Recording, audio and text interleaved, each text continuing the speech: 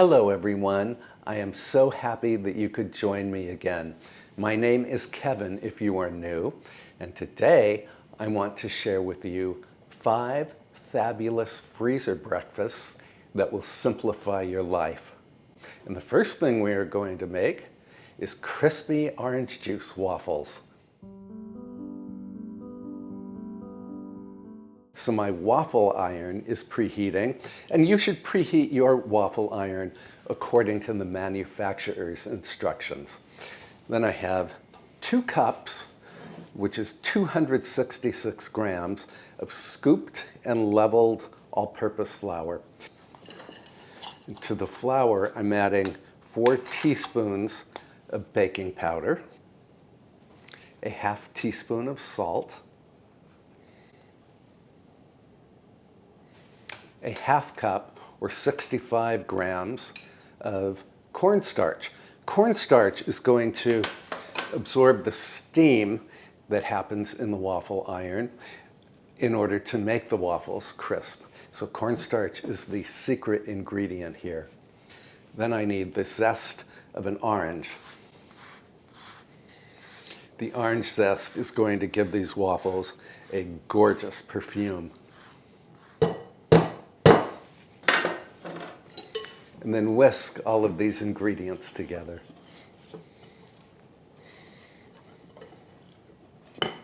Set this aside for a moment. In another bowl, break 2 large eggs. Beat the eggs with a wire whip. Then whisk in 1 3/4 cups or 414 mils of orange juice, plus 2 tablespoons of sugar.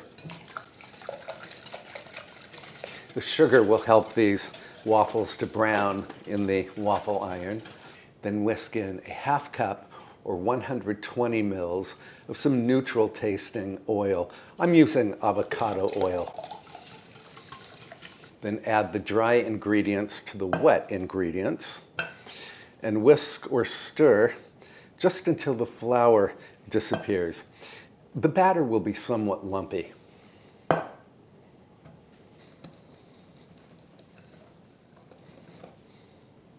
And here's the lumpy batter. Then ladle or pour the batter into the preheated waffle iron.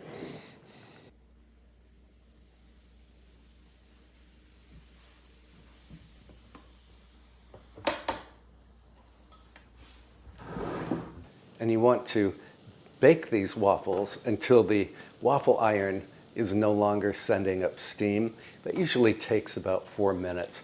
Oh, and do not overfill the waffle iron, as I obviously just did. I think that I will use a ladle to add the next batch of batter. I should probably tell you that my mother gave me this waffle iron about 30 years ago. It's made by Cuisinart, and boy, it's a real workhorse. These waffles are perfect. The recipe makes 10 4-inch waffles. I will link the recipe in the description below. So I'm putting these on a cooling rack. If you want to serve these waffles right away, just keep them warm in a 200-degree Fahrenheit oven.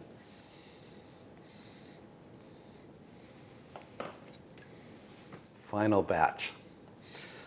I almost wish I had doubled this recipe.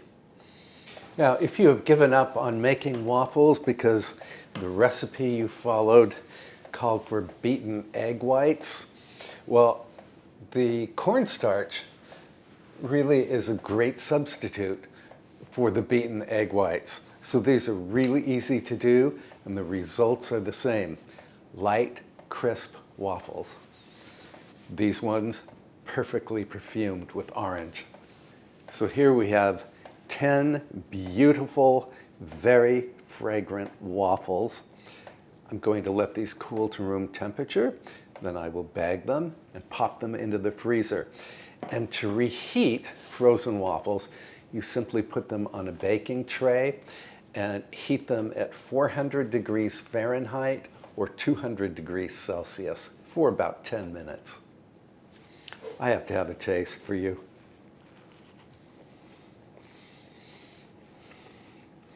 Crispy, light. The scent is just incredible. I'm going to finish eating this, and then I want to show you some rather unusual pancakes. What makes these pancakes special is that I'm going to add some pumpkin spice. So these are pumpkin spice pancakes, perfect for an autumn or winter breakfast. And the first thing we need is 1 egg. And then we have to beat this really well. Beat or whisk the egg until it turns pale and thick. There, that's nice and pale.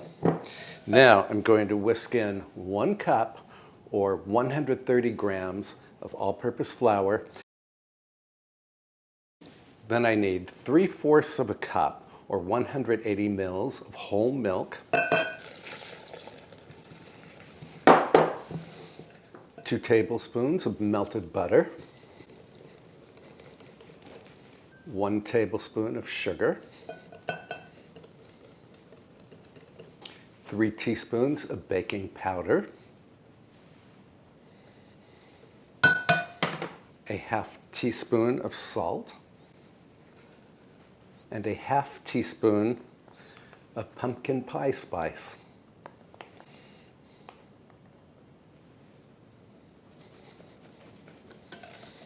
Oh, this smells glorious. I'm going to add closer to 1 teaspoon of pumpkin pie spice. Sometimes more is better. Finally, I want about a teaspoon of pure vanilla extract.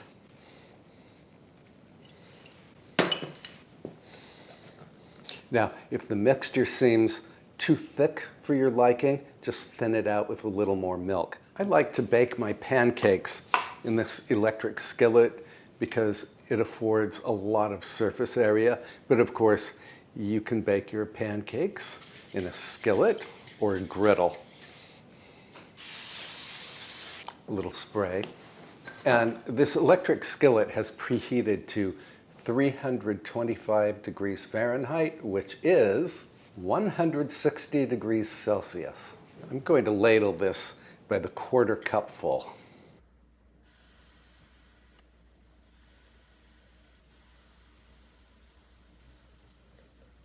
When the pancakes develop bubbles on the surface and when they look dry around the edge, it's time to flip them.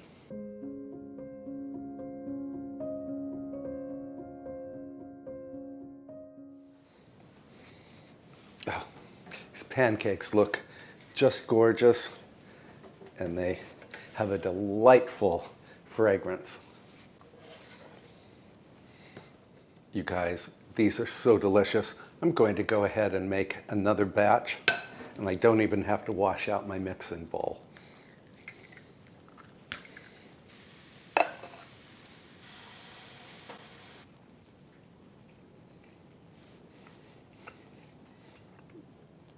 Just imagine these warm with a pat of butter and either some honey or maple syrup.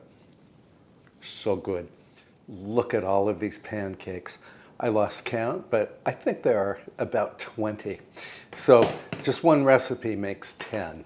And my advice, double the recipe. These are incredibly delicious. Well, enough carbs already. Let's make some keto-friendly egg muffins. So what I have here is some bacon that I had already cooked and had in the freezer, and I'm just roughly chopping it. Now my oven is preheating to 400 degrees Fahrenheit or 200 degrees Celsius. Then I have some broccoli florets left over from a make-ahead dinner video that we filmed for you a few days ago. And I'm just roughly chopping them. Then I have some red bell peppers that you and I harvested and froze a couple of weeks ago. I'm going to roughly dice these.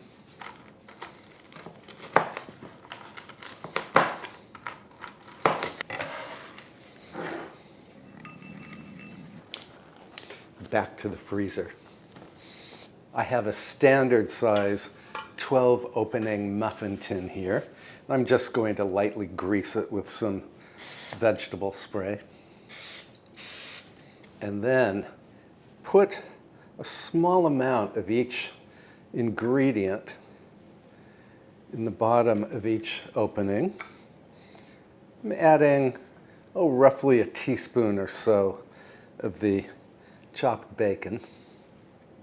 If you are a vegetarian, you can absolutely substitute vegetarian crumbles for the bacon. And here's the red pepper, and then the broccoli.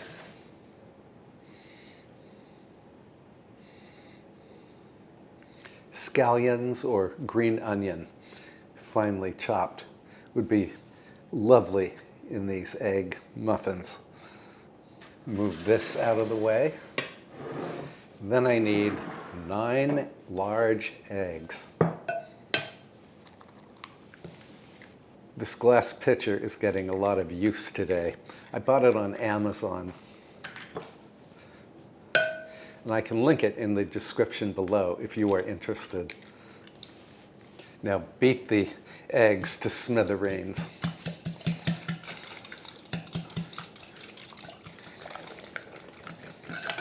Also whisk in a pinch of salt and some grinds of black pepper. And if you want it, some herbs. I'm using, about a teaspoon of Italian seasoning. And our muffin batter is done. Fill each opening about 2/3 of the way up.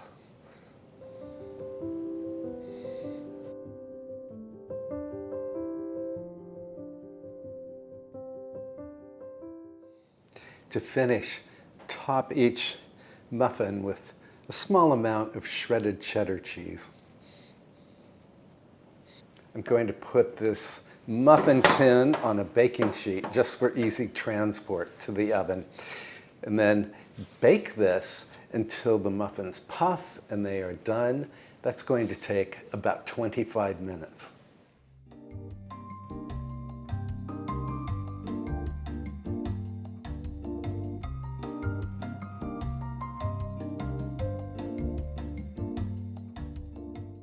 Well, these certainly puffed beautifully.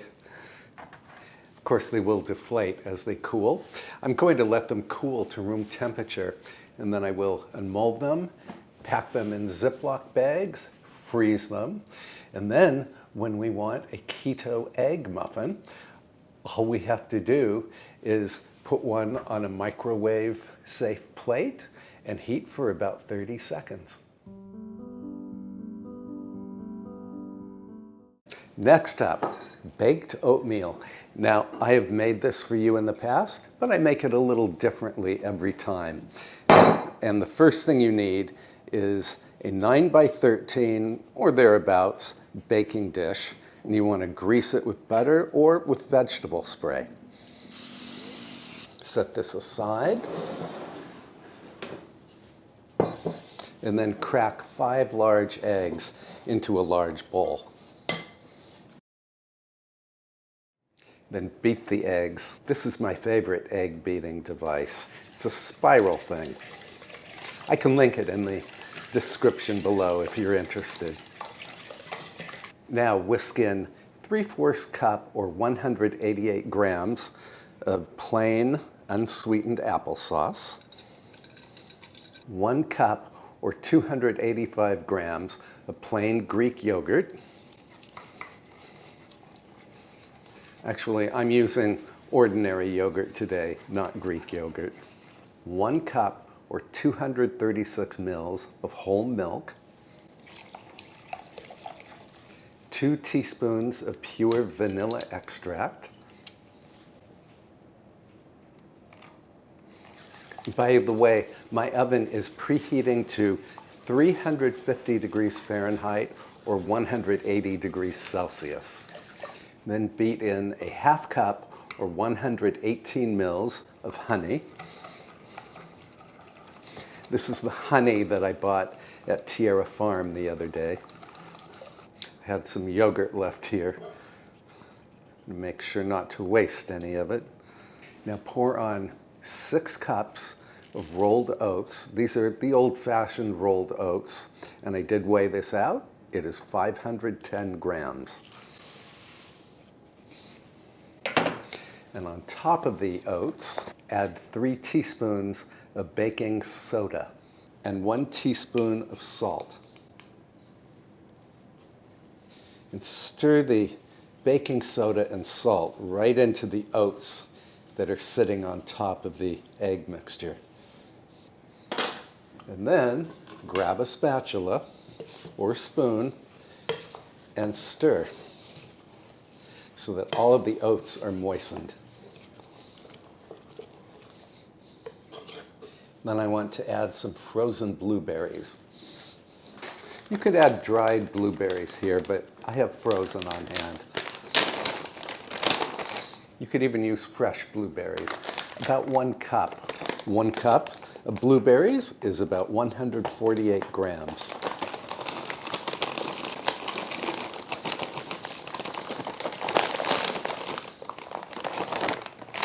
It's probably more than 1 cup, but you don't have to be exact with the blueberries.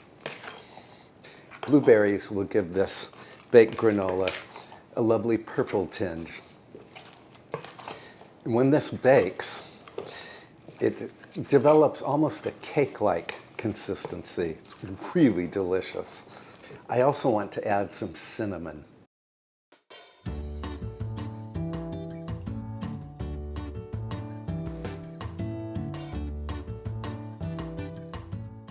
That was 1 teaspoon of cinnamon. You can add a little less if you like, or you could omit the cinnamon entirely. I just find that it gives the baked oatmeal a very warm and inviting aroma. Pour this goodness into the prepared baking dish.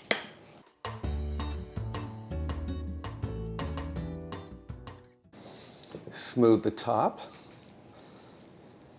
Just for looks, I'm going to add a few more blueberries to the top.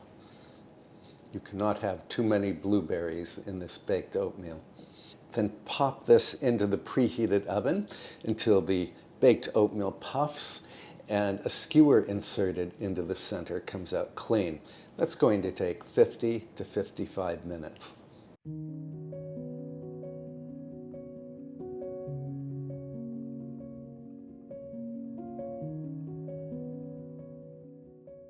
Here is the baked oatmeal. It smells wonderful.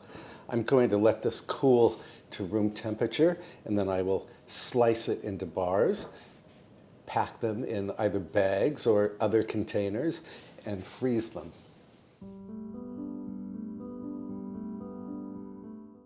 For the grand finale, I'm going to fix freezer-friendly breakfast sandwiches. Now, this recipe has been all over the internet recently, so I'm looking forward to giving it a try. The first thing you need to do is butter or grease a 9x13 baking dish. Set this aside, then grab a bowl, and we're going to crack 8 large eggs. Whisk the eggs. Then whisk in 1 tablespoon of sour cream, or you could use Greek yogurt. Add a half teaspoon of salt and several grinds of black pepper. Mix in a half cup or 60 grams of shredded mozzarella cheese and a 1/4 cup or 60 mils of whole milk, or skim milk, whatever you like. Now my oven has preheated to 350 degrees Fahrenheit or 180 degrees Celsius. Then pour this egg mixture into the prepared baking dish and pop this into the oven until the eggs become fluffy and they are not wet on the top. It's going to take about 18 minutes.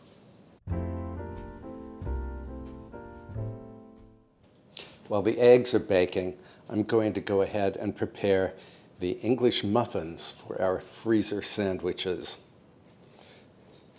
These are just store-bought muffins. I would like to have used my own homemade muffins because they are unbelievably delicious. I can link the recipe in the description below if you're interested. But I did not have time to do the homemade version. So I'm just cutting these horizontally in half. Then transfer the English muffins to a baking tray. Then I'm going to brush these with some melted butter.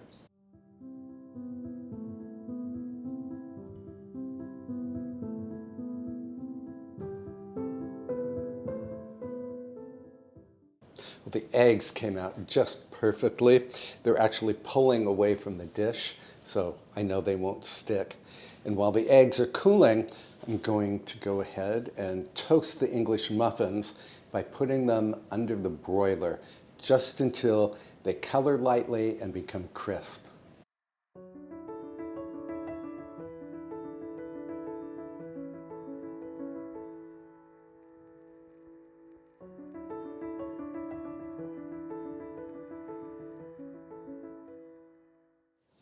The English muffins are about 3 inches in diameter, so I'm going to cut out 3-inch diameter rounds from the eggs.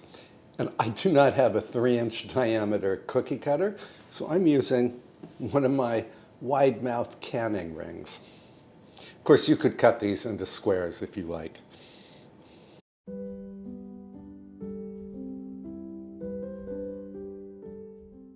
Let's assemble these freezer sandwiches.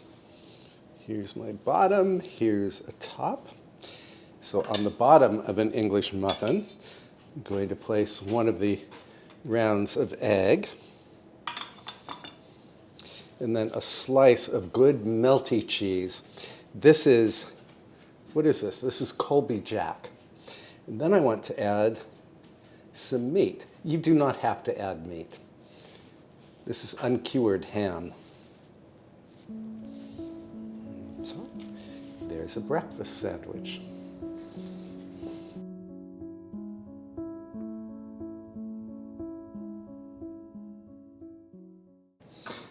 Now, because I cut the eggs into rounds, I have some leftover, which will make a terrific snack. Delicious. Well, look at all of the freezer breakfast meals we made today. We have light and crispy orange juice waffles, sinfully delicious and uber fragrant pumpkin pie spice pancakes, keto egg muffins with herbs and meat and vegetables, baked oatmeal that I cut into bars, and these freezer breakfast sandwiches. I'm going to pack all of these up and get them into the freezer. So I have bagged up everything except for the freezer breakfast sandwiches. I'm going to put the sandwiches in this used salad greens container. And I'm going to put a little cutout of parchment between each. This one will have to stand on its side. And this one I'm actually going to eat today. To heat one of these breakfast sandwiches after you have frozen it, simply put it on a microwave-safe plate and pop it into the microwave for about 1 minute. The cheese will get all melty, it will be totally delicious. I'm going to light a fire in the fireplace, and then I'll come back, warm up this sandwich, and we can enjoy it in the parlor.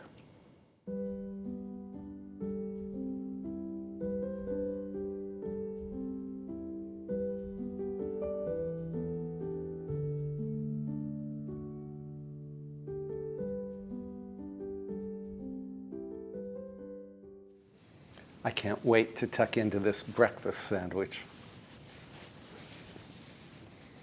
Although I froze my sandwiches in that salad container, you might prefer to wrap each sandwich individually, either in aluminum foil or cling film.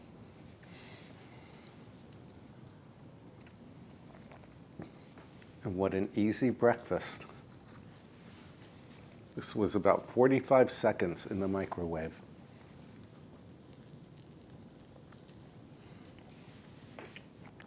Delicious and filling.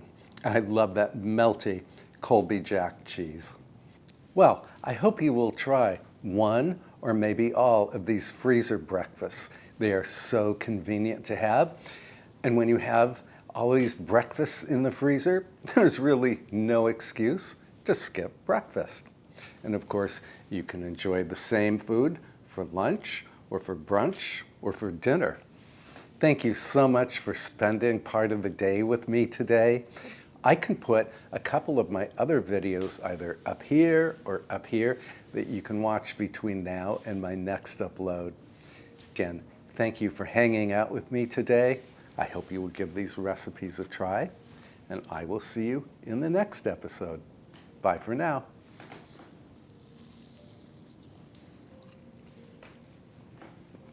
Major yum.